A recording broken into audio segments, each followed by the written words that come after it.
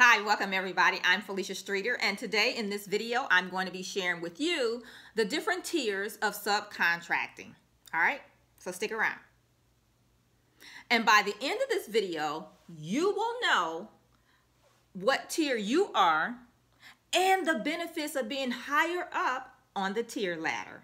All right, so for those of you that don't know who I am, I'm Felicia Streeter, and I've taught thousands of small business owners just like you all about government contracting and how to win government contracts. So in this video here, I'm going to lay out the tier ladder and the benefits of being closer to the top. All right, so are you ready? Are you ready? All right, here we go. We're diving right in. All right, so the first one is a tier one. A tier one is where the contractor is hired and they're working with the customer, meaning the government agency. Okay, that's a tier one. A tier two is hired by the tier one. So that contractor that's contracted to the government or the customer, right? A tier three is hired by the tier two contractor.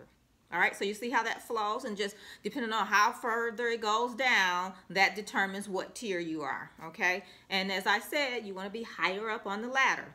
So here's the thing. You can also be further down on the ladder as well, but you always want to try to, be higher up if you can. But you get the point here, right? You get what I'm saying? All right, so before I go into being higher up on the tier ladder and what that benefit is, if you haven't already, go ahead and subscribe to my channel because I want you to get all the goodies just like this. I don't want you to miss anything that can help you grow your government contracting business. So make sure you hit the subscribe button, okay? All right, so here's the benefit.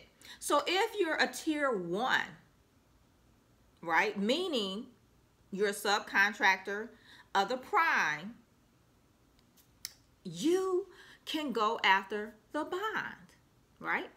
Or if you're a tier two subcontractor, meaning you're a subcontractor from the tier one, you can also go after the bond. So here's what I'm saying.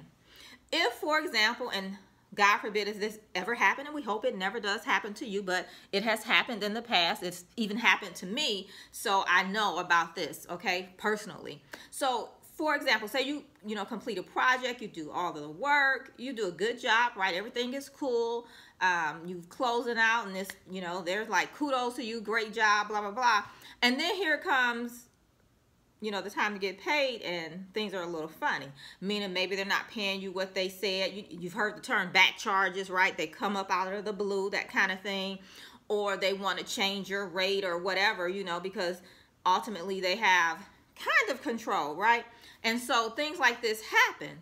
So if you're a tier one or tier two, you have the opportunity to go back against that bond, right? So you can get the bond to pay you for the work that you perform. So you always, if possible, you want to be a tier one or a tier two on the project, all right? So be mindful of that. And you can always ask when you're negotiating, talking to them, ask them what tier they are on the contract. And so that way you'll know what tier you'll be on the contract, and you just know what your options are and that kind of thing, okay? So here's the deal. If you need help starting or growing your own profitable government contracting business and winning your first six-figure contract or whatever it looks like for you, then I want to invite you to go over to FeliciaStreeter.com/programs to explore how we can work together, all right? And so if you want to actually qualify for government contracts in the next 90 days, with the help of me helping you apply to be a part of the Next Level Contractor, that is where you would start, the Next Level Contractor. So we should have a conversation. Let's make sure it's a good fit, and then we can get going right there, okay? All right, so remember, just to recap, we talked about the various tiers and how they lay out. You want to make sure you're negotiating, making sure you find out what contracts, right, work for what things and what level you are on that tier. So make sure you have that conversation, okay? Keep that in top of mind as you're negotiating. All right, so until next time, I'm Felicia Streeter, and I'll talk to you guys soon. Bye for now.